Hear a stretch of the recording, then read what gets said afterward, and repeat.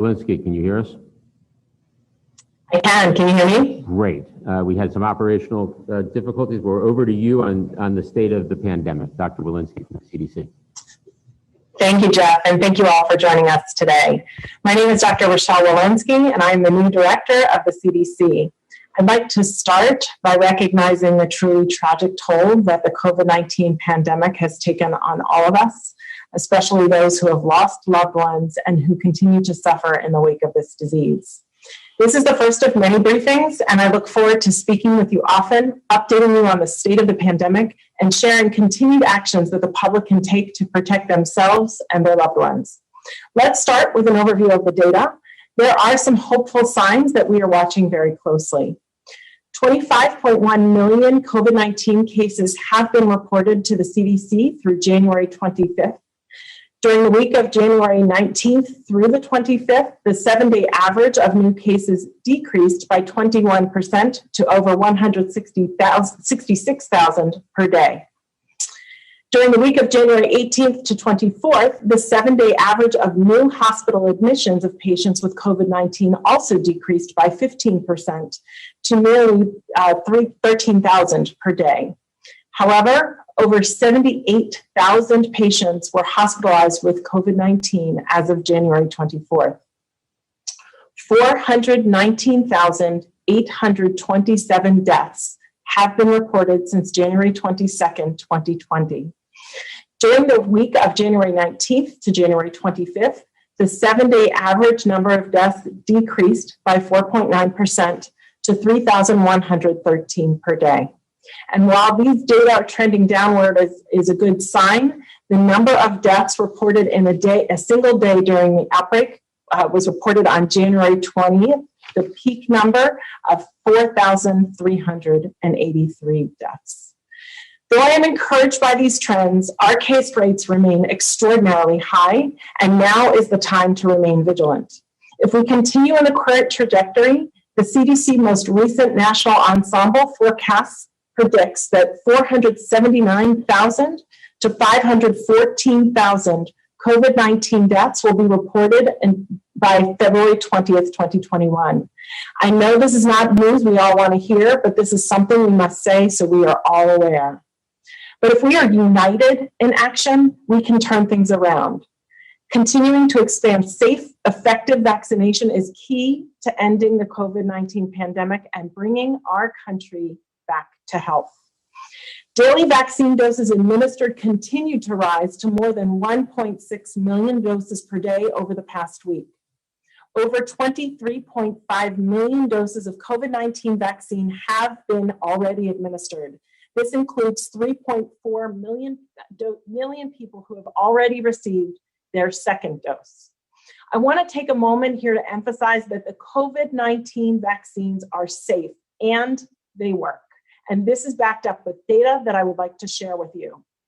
Last week, the CDC released an MMWR on severe adverse events, most notably anaphylaxis, for those receipt of the Moderna vaccine as well as the Pfizer vaccine. Based on our most recent data, we found that there were 2.1 cases of anaphylaxis per million administered doses of Moderna and 6.2 cases of anaphylaxis per million doses administered of Pfizer. Let me be clear, these are rare, treatable outcomes, and the COVID-19 vaccines are safe. It's also important to put this into context. The risk of getting sick with COVID-19 are much higher than the risk of allergy or anaphylaxis from the vaccine.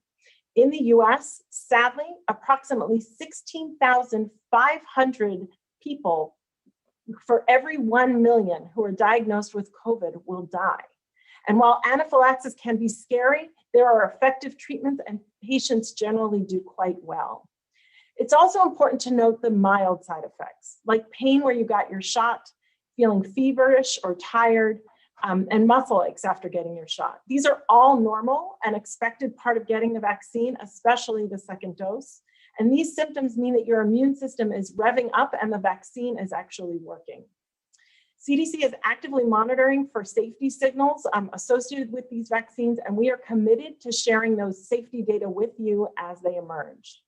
Also last week, CDC updated guidance to reduce barriers associated with returning for a second vaccine dose on a specific date, or when circumstances change between a first and second dose.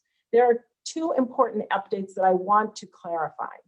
First, in our updated guidance, the CDC still recommends that people get their second dose as close to the recommended interval as possible. That would be 3 weeks for the Pfizer vaccine and 4 weeks for the Moderna vaccine. However, we also know that life can get in the way and that some of those doses may be missed in the best time window. And in those rare circumstances, the second dose may be given up to 6 weeks or 42 days after the first. Second, the CDC has reiterated that the COVID-19 vaccines are not interchangeable. However, it's also true that in extremely rare circumstances, people may not simply remember or have documentation of which first dose they received.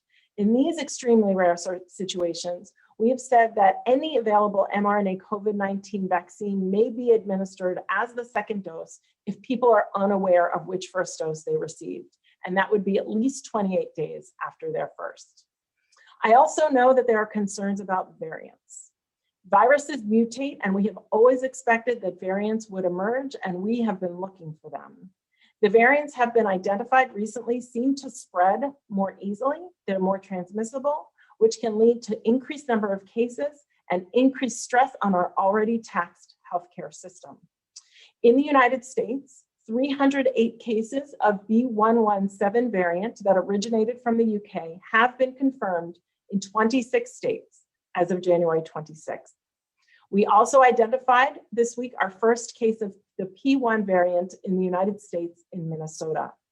To date, no cases of the B1351 variant that was first detected in South Africa has been identified in the US.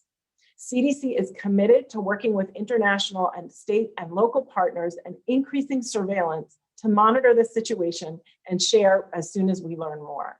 The emergence of variants underscores the need for public health action.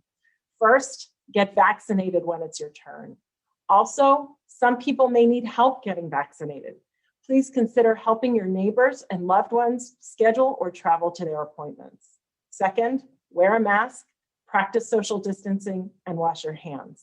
And finally, now is not the time to travel, but if you must, be safe and follow the CDC guidance. This includes wearing a mask as well as testing and the quarantine protocol. Please do your part to get cases down by simply taking these actions. Thank you. I will now turn it over to Dr. Fauci, who will share some scientific updates.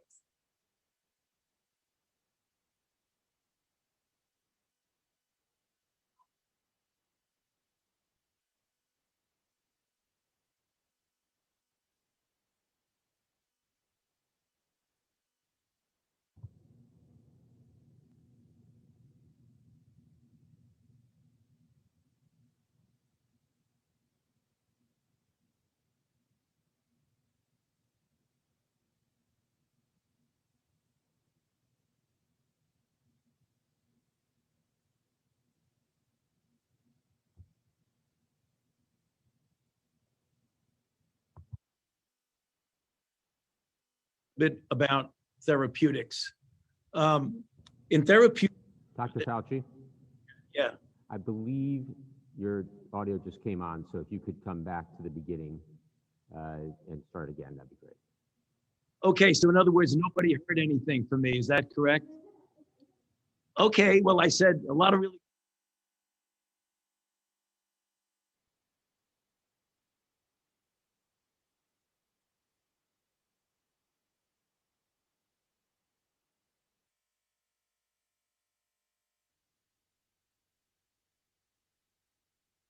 of concern that Dr. Walensky mentioned. When you think in terms of therapeutics, you think in terms of therapeutics for advanced disease and therapeutics for early and moderate disease. But also buried in that is targeting the virus itself versus targeting the aberrant inflammatory responses that often are the source and the cause of the morbidities and mortalities that we see with this particular disease. So first, if you look at the therapeutics for moderate advanced disease, one of the ones that is shown clearly to be very efficacious is dexamethasone in people who are hospitalized, who are on ventilators or have high flow oxygen requirements. It is shown to significantly diminish the 28-day mortality. There have been a group of studies such as baricitinib and remdesivir, which have received an emergency use authorization. Moving over to the left-hand part of the slide, there are a number of interventions that have been used for more early or moderate disease. For example, remdesivir, which is a direct antiviral, has received FDA approval, and a variety of monoclonal antibodies have also received emergency use authorization, as have convalescent plasma. Other antivirals, hyperimmune globulin, and things like anticoagulants are currently in clinical trial. One comment about things like monoclonal antibodies and convalescent plasma, since they are giving antibody to someone who would need a direct antiviral effect of the antibody, it is best to use it early before individuals actually have had the opportunity to progress. And that's what we're going to be seeing in the future, is an attempt to, as early as possible, get these interventions to the patients in their particular state, hopefully as outpatients, if we can logistically get that done. If we can move on to the next slide, and that is vaccines. As many of you know now, the federal government has been involved either in the development of and or the facilitation of the testing of a number of vaccines that represent 3 separate platforms. Shown on this slide is what we all know is the extraordinary, efficacious, and safe results of the Moderna and the Pfizer-BioNTech product, with 94 to 95% efficacy and a good safety profile, both having received an EUA. What we're looking at closely now is others that you see on the slide, Janssen, AstraZeneca, and Novavax, which are in various states of trial. Of particular importance that you'll be hearing about likely within the next few days to a week are the results from the Janssen J&J trial. And the reason they're important, it relates to some of the things that Dr. Walensky said. And that is, it's a phase 3 trial with a different platform, a human adenovirus vector, but it is going to be looking at efficacy not only in the United States, but also in South Africa and in Brazil. So we will get a good feel from those, I believe we will. We'll let the data speak for itself. But what we will see was the relative efficacy against the wild type virus that is predominantly in the United States, as well as the South African isolate, which in fact is something that we will be able to get a feel for the efficacy there. So we'll have some comparative efficacy, which will inform us on where we would go if the eventuation occurs that we do have that particular lineage that would take seat itself in the United States. So let me move on to the last slide, because that relates to what I said. Dr. Walensky gave you a good feel for the distribution of the various lineages, the 117, which is in the UK, the 351 South Africa, which I just mentioned, and the P1 in Brazil. She mentioned about the increased transmissibility and the likelihood of an increase actually in some lethality in the B117. The important question that people ask is, what is the impact on both monoclonal antibodies and on the vaccine-induced antibodies related to the vaccines that we are currently distributing now? When you're looking at the 117, namely what we refer to as the UK variant, what we're seeing is a very slight, if at all, impact on vaccine-induced antibodies and very little impact on anything else. So we are covered with that. Things get a bit more problematic when you go to the 351, or what we're seeing as the dominant one in South Africa, because in that regard, there is a moderate diminution, namely a multifold diminution in the in vitro neutralization by vaccine-induced antibodies. However, and this is an important however, it still is well within the cushion of protection. So you could diminish the vaccine-induced antibody efficacy by a few fold and still be well within the protective range of the vaccine. And that's the reason why you've seen announcements that actually the vaccines that we're using are still effective. However, given that as a fact now, we have to be concerned looking forward at what the further evolution of this might be. Now, I want to make one mention about the monoclonal antibodies because they are more seriously inhibited in the sense of impacting on their efficacy by this South African strain. That's the reason why there will be attempts to develop even other antibodies that might be able to avert this particular problem. So looking forward, what we plan to do in collaboration with the companies is to develop what we would call alternative or boosts that would use the same platform, but that would incorporate a particular immunogen that would address these particular variants. And for that reason, we will always want to be a step or two ahead of what might be a problem in the future. So I'll stop there now and hand it over to Andy Slavitt. Thank you, Dr. Fauci. My audio on? Yeah. Thank you, Dr. Fauci, and also thank you, Dr. Walensky. The country is truly lucky to have the two of you leading the charge on both our nation's best scientists and our nation's best public health officials. I want to pick up where Drs. Walensky and Fauci left off, public health and science. I'm going to talk about another topic, which is execution of the plan to combat the COVID crisis, namely the strategy, the progress, and the challenges, openly and transparently. Now, to begin, I'd like to start with one of the core pillars of our plan, and that is the equitable healthcare access and outcomes for all Americans. So let me introduce Dr. Marcela Nunez-Smith, who is head of the Health Equity Task Force, to make some comments on where we stand as a country in the battle to make sure we get every American equitable access to the medical care and the vaccinations that they need. Great. Thank you so much, Andy. And that's correct. Equity is absolutely a foundational component of our national plan. There's the moral imperative. It's simply the right thing to do to ensure that those who are hardest hit or at highest risk have the opportunity to stay safe and healthy through this pandemic.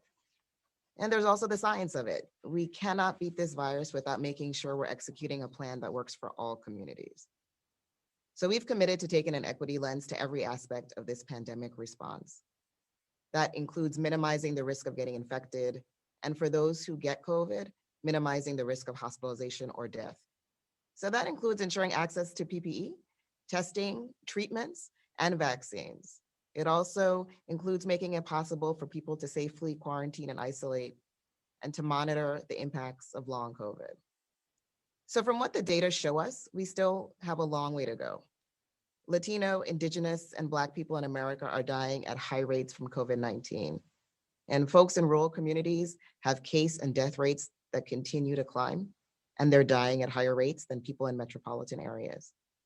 So by race, ethnicity, sexual orientation, gender identity, disability, geography, based on where you live, COVID-19 is leaving a terrible imprint on far too many communities. Next slide. So the president took immediate action to combat COVID-19 health equities. Last Thursday, President Biden signed an executive order on ensuring an equitable pandemic response and recovery. And a key part of his approach to ensuring equity is through the COVID-19 Health Equity Task Force. So this task force is responsible for providing specific recommendations to the president through the COVID-19 response coordinator for mitigating the health inequities caused or exacerbated by the COVID-19 pandemic, and also for preventing these kinds of inequities in the future. The task force will include individuals with insights into these groups that have been hardest hit. So their role will be advisory in nature, but the president has asked them to make some recommendations on a range of issues. Optimally allocating COVID-19 resources by agencies and by state, local, tribal, and territorial officials. Dispersing COVID-19 relief funds in a way that advances equity. Ensuring effective culturally aligned communication, messaging, and outreach to our hardest hit communities, and addressing ongoing health inequities faced by COVID-19 survivors that may merit a public health response. So it's going to be essential that we collect data for the hardest hit communities and identify data sources that would enable development of short-term targets for pandemic-related actions, and address longer-term data shortfalls and challenges to better prepare and respond to future pandemics. So we will be announcing the members of this task force soon.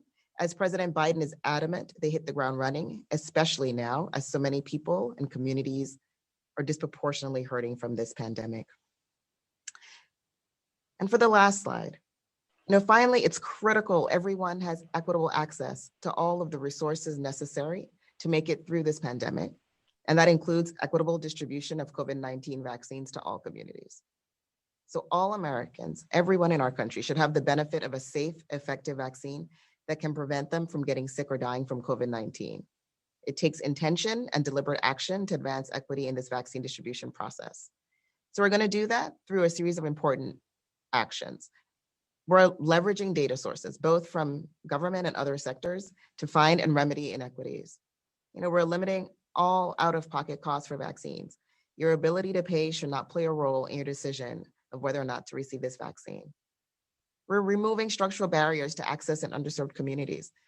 We'll do this by making sure that it's convenient and accessible to get to vaccination sites, by increasing the clinical and community-based workforce for outreach, education, vaccination, and wraparound services.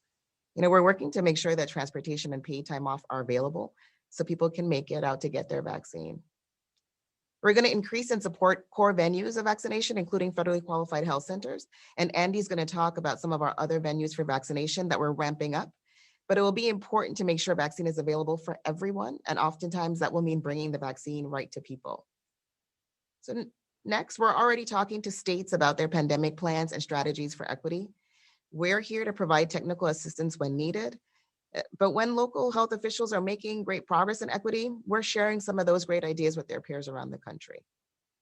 And finally, we're launching a robust national public education campaign to make sure people know about this vaccine, the facts, and not the misinformation. We want people to know that the vaccines are safe and effective. We want everyone to be able to make decisions with the best information possible. And we're going to make sure that the information comes to them in places and in ways that are most likely to reach them. It's critical this public education work be very local in nature. Critical that we in the federal government support the relationships that already exist between faith and community leaders and their communities. So while there is no single way to do this work, there are best practices that must define our approach, and supporting those best practices will be our focus in the days and weeks to come. So there's so much to do to get through this pandemic, and we want to make sure all communities are cared for and supported along the way. So with that, I'm going to turn it back over to you, Andy. Thank you, Dr. Nunes-Smith. And look, it's appropriate that I follow in my report Drs. Walensky, Fauci, and Nunes-Smith, very simply because it's important to send the message to the public that the White House respects and will follow the science, and the scientists will speak independently, and that our core values of science, public health, and equity are going to drive our actions here at the White House. The president launched a national strategy just as he assumed office on the second day. And at the heart of that plan is the most aggressive actions possible to stem the pandemic and follow the science. So Dr. Walensky spoke about the high levels of spread still in this country, even as they decline. Dr. Fauci talked about the threat from the new variants. And Dr. Nunes-Smith spoke about our difficulty and challenges in getting access to vaccines all across the country. So given those realities, accelerating the availability and the administration of vaccines are all the more important. So it's been a busy 7 days. You've seen us begin to execute our strategy. We've set up a team, began working with states and vaccine manufacturers, launched community vaccination centers, taken action to improve supply, revise travel restrictions, and more. Now, I know that many Americans are anxious and eager to get vaccinated. I want you to know we're taking this issue on with incredible urgency and purpose, despite not inheriting a fully developed strategy or the infrastructure to make vaccines readily available to Americans as quickly as they need to be. So far this week, we've been hitting our target of an average of 1 million vaccinations per day necessary to meet the president's early commitment to administer 100 million shots in 100 days. Now, as you heard from the president this week, he is pushing us to view 1 million per day as the floor, not the ceiling. To that end, we are releasing more supply, activating FEMA, and deploying many more personnel. In fact, just this week, FEMA announced that they had obligated $1 billion to support state vaccination sites. Now I want to step back for a moment and put our vaccination plan in some context. To vaccinate every American over the age of 16, we are looking at a total need of well over 500 million doses of vaccines. Now, that assumes 2 shots for every American 16 and older. Now, I want to pause and say that everything we're talking about today in terms of vaccines reflects the vaccines currently on the market. That is a 2-dose regimen. We are not counting on things that are not in existence today. Our plan will be to make sure that we prepare for as many contingencies as exist. Right now, I want to level with the public that we are facing 2 constraining factors. The first is getting enough supply quickly enough. And the second is the ability to administer the vaccines quickly once they're produced and sent out to the sites. We are taking action to increase supply and increase capacity.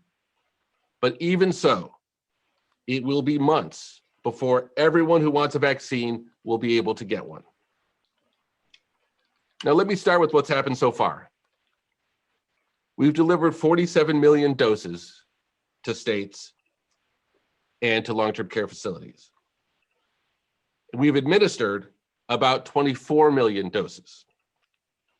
Now, we've gotten several questions on this, so I want to be clear. As you heard us announce yesterday, any stockpile that may have existed previously no longer exists. Our practice is to maintain a rolling inventory of 2 to 3 days of supply that we can use to supplement any shortfalls in production and to ensure that we are making deliveries as committed. But we are passing doses directly along to states very much in real time as they order them. And we are confident that we will receive the supply on a rolling basis from the manufacturers to allow us to continue to do so. Now, we know there are places in the country with not enough vaccines. And at the same time, there are places with vaccines that they're not using yet. This is a natural challenge states are facing, and we will give them more visibility into their forthcoming supply and providing technical assistance that will help them make sure to make quicker use of these doses. But I want to emphasize an essential ingredient to increasing the administration of vaccines is passage of the American Rescue Plan, which dedicates needed money for vaccinators and for the administration of vaccines. Now let me take you through what we're doing to increase the supply. So the president invoked the Defense Production Act last week as a big first step to increase the supply of vaccines.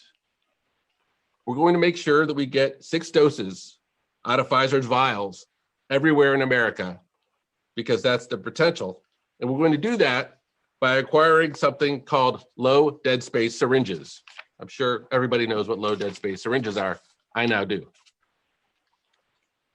And yesterday, we announced a 16% increase in supply flowing to states every week for the next 3 weeks to a minimum of 10 million doses per week. That's good news. But what's also important about it is it gives states the visibility that they have lacked to know how many vaccines are coming in so they can make commitments to their partners in states and to the citizens and residents of their state so they know when to expect vaccines to arrive. Pfizer and Moderna are committed to delivering a total of 200 million doses by the end of March, with much of it coming at the end of the quarter. So it will accelerate. Pfizer yesterday announced that they think they can deliver 120 million doses this quarter. And as you heard from the president yesterday, the United States plans to purchase an additional 200 million doses from Moderna and Pfizer this year, which will be sufficient to vaccinate every American over the age of 16. And we expect those doses this summer. This entire thing is an unprecedented undertaking. We will run into unanticipated issues. But our plan and the actions we're taking in the days and weeks ahead is to deliver on these commitments to the public. Finally, we've also announced that we are creating additional paths to get Americans vaccinated. These will include standing up what we call community vaccination centers. We are going to launch 100 community vaccination centers this month. We will be also supplying vaccines directly to pharmacies. We will be standing up mobile clinics to reach hard to reach areas, particularly for pursuit of the health equity goals that Dr. Nunez-Smith has outlined. And we're going to partner with community health centers that reach hard-hit communities and have infrastructure to deliver vaccines. But again, I want to close with this. It's critically important that Congress act. The American Rescue Plan is an important and vital part of getting America vaccinated. It's got bold and ambitious legislation that will help fund the effort that we're outlining today and providing the resources we need to defeat this pandemic. So we need immediate action. With that, I'm going to pass it back so that we can take some of your questions.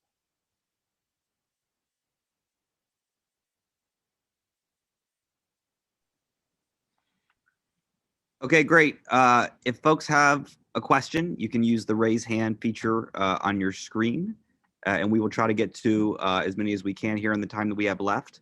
So let's start with Anjali at Yahoo News. You should be unmuted.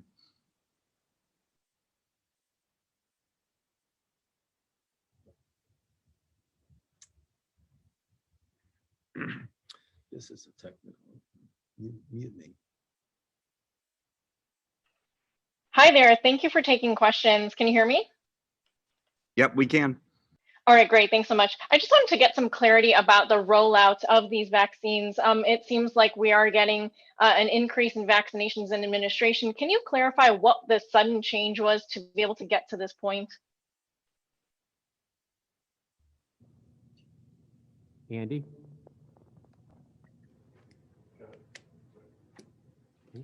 Andy Slavic, can you hear us? Yes, I can hear you. Okay, did you hear the question was about what the increase, the recent increase, what it was driven by?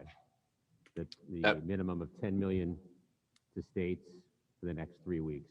How was that achieved? Andy? Yeah, thank you. Yeah, thank you, Jeff. It's a good question. Look, this entire effort is not about just big blast goals, but it's about day-to-day execution. You know, this is the result of the work of Pfizer and Moderna, and in this case, much of the increase came from our work with Moderna. There were planned increases and scrutinizing what's available so that we can make a commitment to states. Very importantly, we need to add predictability into this process. So I think this is due to the hard work of everybody involved in the process. Great. Let's go to Cheryl Stolberg at the Times next. Thank you for doing this call. I appreciate it. I was wondering if you could be specific about what you will not be able to do if Congress does not pass the American Rescue Plan.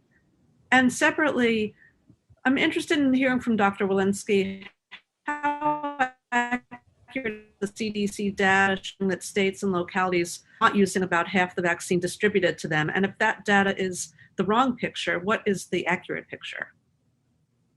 So thank you, Cheryl. I'll take the first question and then I'll turn it over to Dr. Walensky. It's essential that Congress pass the act. We are committed to 100 shots in 100 days, and that piece of it is not dependent upon Congress providing funds. But as we all know, that's just the start. We need Congress to provide money for additional vaccinations sites that provide for more vaccinators. So in order to get all Americans vaccinated, we need Congress to provide funds for vaccination. We still do too little testing in this country. We need to ramp up testing significantly. So we need Congress to fund more testing in order to reopen schools and businesses and take care of people in congregate settings. Furthermore, believe it or not, we still have shortages of PPE and other critical materials. We need emergency funds in order to make sure that we have those materials. So those are just three of the key areas that need to be funded by Congress in order for us to execute on the President's national plan. Maybe you can repeat the question for Dr. Walensky and I'll hand it over to her. Yes, the question for Dr. Walensky is, how accurate is your data showing that states and localities are using only half the vaccine supply? And if that is not the real picture, then what is the accurate picture? That's a great question. We have a database that actually looks at the vaccine supply. I want to reiterate that, not all vaccine that is sort of allocated or delivered or whatnot is available for inserting into people's arms, and that where in the pipeline that is varies by the day of the week, whether it's available that singular day. We are working very hard in ensuring we understand exactly where the vaccine is on any given day, and the reporting of the data is actually also behind. So we're getting when vaccines are reported rather than when they are actually administered. So much of our work over the next week is going to make sure that we can tighten up the timelines, understand where in the pipeline the vaccine actually is, and when exactly it is administered. Yeah, I want to make 2 points. One, most states are getting better at putting needles in arms, and the federal government is beginning to support those efforts through all the vehicles that Andy described in partnership with the states. Some of what is the states are have right now is inventory to do the very, very important second shot. So I think it's important that when you're looking at states' inventories, that you recognize that some of that inventory is being held for the very important second shot, which we all believe that everyone should follow the FDA guidelines, as Dr. Walensky said earlier. So states are getting better. The federal government is ramping up its support. We've got a long way to go, and we're very committed to the 100 million shots in the first 100 days. Great. Let's go next to Ed O'Keefe at CBS News. Thank you all for doing this. A few kind of questions about the Defense Production Act and the aspects of sort of how the administration can maybe hasten the production of vaccine and related products. Regarding these new doses from Moderna and Pfizer that you all announced yesterday, have those two companies specifically told you when these extra 100 million doses will be available? I know some administration officials said yesterday, over the course of the summer. Moderna said third quarter of 2021. That's a broad range. And so I'm curious if you can sort of narrow that down. And why isn't it being used yet, the DPA, to perhaps compel other companies or even other pharmaceuticals to help make already approved vaccines? So Ed, let's take it a question at a time. Andy, why don't you start with the DPA and then also touch on the likely delivery of the additional 200 million doses. Great. Yeah, thanks for the question. The Defense Production Act is a very important vehicle for us, and we have an entire team that's focused on how to maximize and speed supply. Now, at its first instance, getting the syringes and all of the other ancillary capabilities necessary to get Americans their vaccines is one of the core areas. We've identified 12 areas where the president has authorized us to use the Defense Production Act, including masks, including more testing, including many spaces. To the very specific question of whether or not a factory can be retrofitted to mass produce another vaccine, that's something that's under active exploration. As you can imagine, it's not as simple as walking in and flipping a switch. These are delicate processes, very sterile processes, and have to be done in a way that actually completely works. But we will not be afraid to explore every option to get more vaccines to the public as quickly as possible. As for the timing of the Moderna and Pfizer contracts, I think, look, it is no secret that it is our goal to accelerate that as much as possible. To the extent that we run into those physical limitations, we have to make sure that the vaccines that are produced are done the right way so that we can sign off and get them to the states and get them to the public. So right now, that looks like sometime over the summer. So hypothetically, then, what you're saying is you're exploring the possibility of, say, again, just hypothetically, potentially having someone like Merck produce the Moderna vaccine by using the DPA to do that. Well, I don't want to talk about specific names per se, but I will say that we are exploring every possible option. We do not believe that in a emergency crisis situation that we're in, that it is responsible to just pick one path and pin our hopes on that. Obviously, there are other vaccine manufacturers that are submitting emergency use authorization applications. There are other manufacturers that are not pursuing their own vaccine. And for all of those, we will be looking at ways to accelerate. But when we make a commitment to the public, we don't want to make a commitment to the public based on things that have not been accomplished. We want to make our commitment based on the things that we know about today. And that's why we're talking about through the course of the summer. We'll do everything in our power, of course, to accelerate that. Yeah, I think, Ed, just to summarize it, this is a national emergency. 400,000 people have died. Everything is on the table across the whole supply chain, from the deadweight syringes to other pharmaceutical companies, to anything we can do to increase the vaccine supply and the timing of the delivery is on the table, and we will execute accordingly. Great. Let's go to Kristen Welker at NBC News. Thank you so much. A couple of questions. Just to follow up on Ed, I just want to be very clear. Has the president actually signed the DPA? And can you speak to the timeline? You raised the issue of summer. And just so that we're clear on the expectations by the end of summer, President Biden said that he was confident by the end of summer, 300 million people would be vaccinated. Is that still your expectation? And then can you speak to some of the concerns that we've heard from governors who have cheered this announcement and say they welcome more supplies, they welcome more vaccines, but in the words of Larry Hogan, quote, we are going to need much more supply. Are you able to meet what the governors are asking for, not just increasing it in this first tranche, but continue to meet what they're asking for?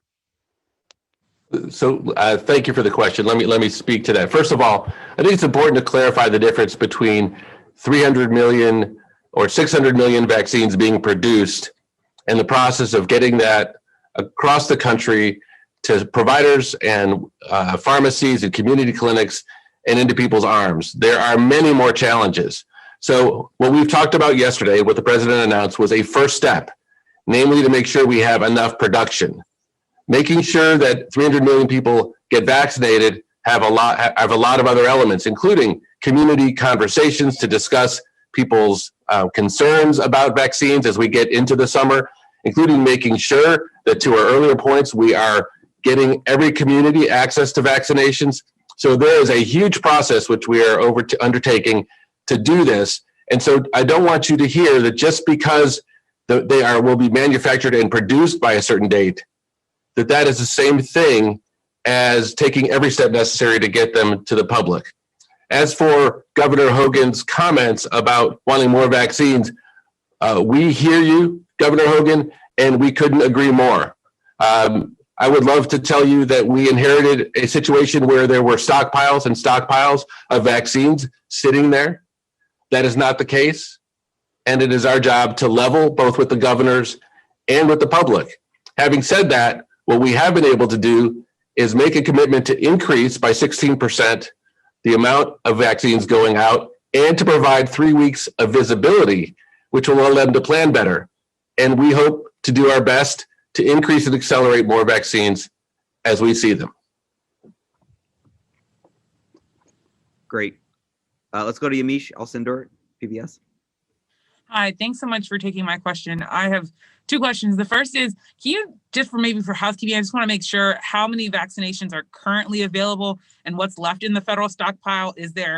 Are we dealing with a finite number of vaccinations, or are they coming in at a certain, I'm just kind of wondering if you could talk through the numbers again. And then the second question I have is, what percentage of vaccinations, people that are already vaccinated, is coming back with racial and ethnicity information? Because I'm wondering how we know who is getting what and how you're gauging success when it comes to the people that are getting vaccinated. So Andy, why don't you take the first question and Dr. Nunez-Smith the second, please? Yep. So to date, we've delivered 47 million vaccines to states. And we are committed to delivering an additional 10 million per week for the next 3 weeks to states. Now, we do not keep a stockpile of a large number of vaccines. We keep a 2 to 3 day supply as a practice, just to account for variation in manufacturing production. That's it. The rest moves out to states.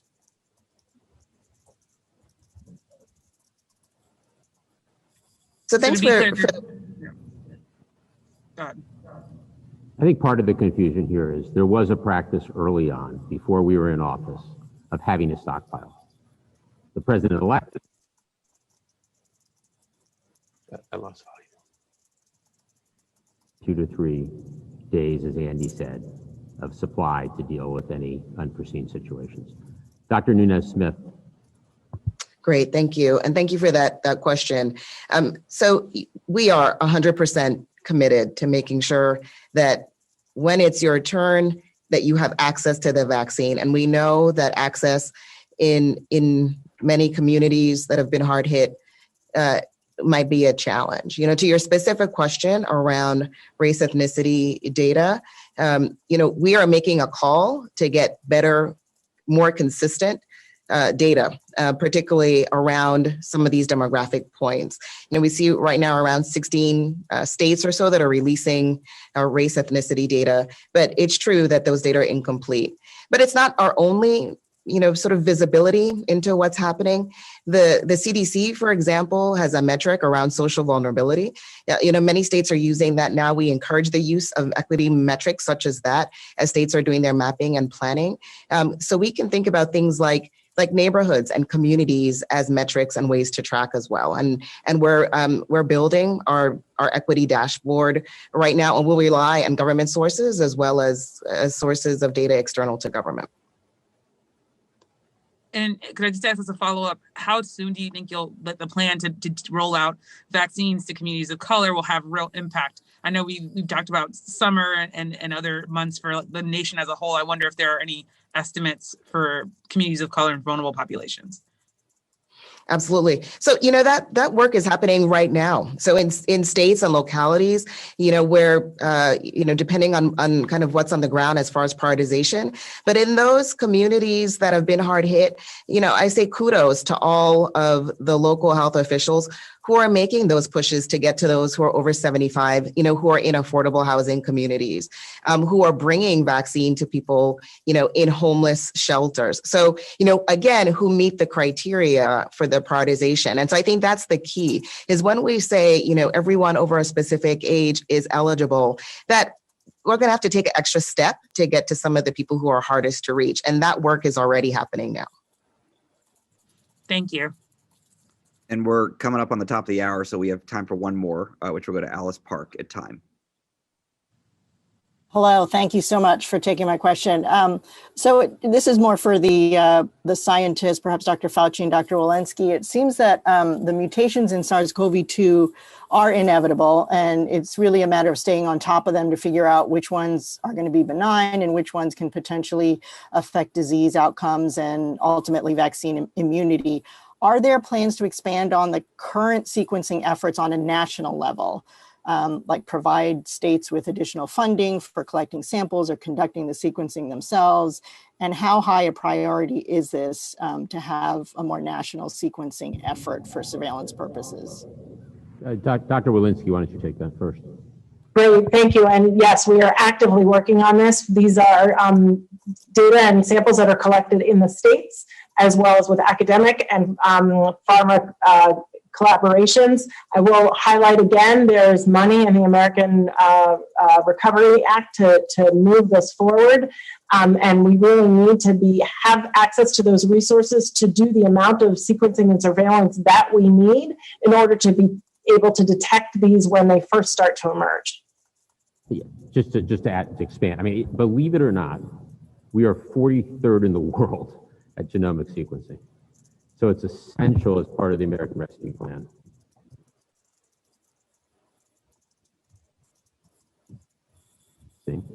To stop the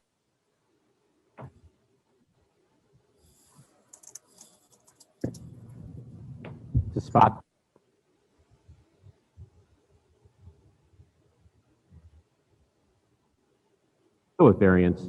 I'm getting signal that I'm going in and out. Can you hear me now? Okay, so I'll back up for a second. We're 43rd in the world in genomic sequencing, totally unacceptable. As part of the American Rescue Plan, we remedy that situation and do the appropriate amount of genomic sequencing, which will allow us to spot variants early, which is the best way to deal with any potential variants. Dr. Fauci? Yeah, one other thing I think people need to understand is that, as we all know, RNA viruses mutate all the time. That's what they do. That's their business. And there are very few, but they do happen, occurring. That is, that you get one that has a functional relevancy to it, the way we've seen with greater transmissibility, possibility of greater virulence, but also importantly for us, what I mentioned in my opening comments is that what is the relationship between the mutant and the induction of antibodies by the vaccines that we do. So supplementing what Dr. Walensky said, that together with the CDC's expansion in getting more real-time sequence genomic surveillance, the NIH will be collaborating with the CDC in looking at what the functional characteristics of these are. For example, we will be monitoring in real time the effect of antibodies that we induced with the current vaccines and with future vaccines as to what impact they have on the ability to neutralize these mutants. And as we see them getting further and further to a more vulnerable part, that's when we trigger the kinds of things that I mentioned in my opening remark, namely making a version of the same vaccine that in fact would be directed specifically against the relevant mutant. And all of that is going on in real time, literally as we speak.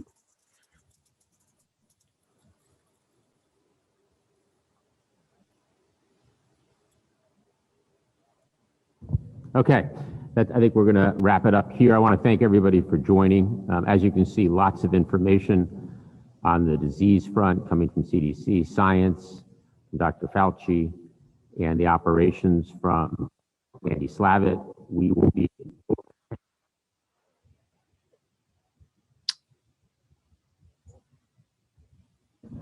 plan on doing these on a regular basis, and the next briefing will be on Friday. Thank you for your patience and for all your great questions. Appreciate it.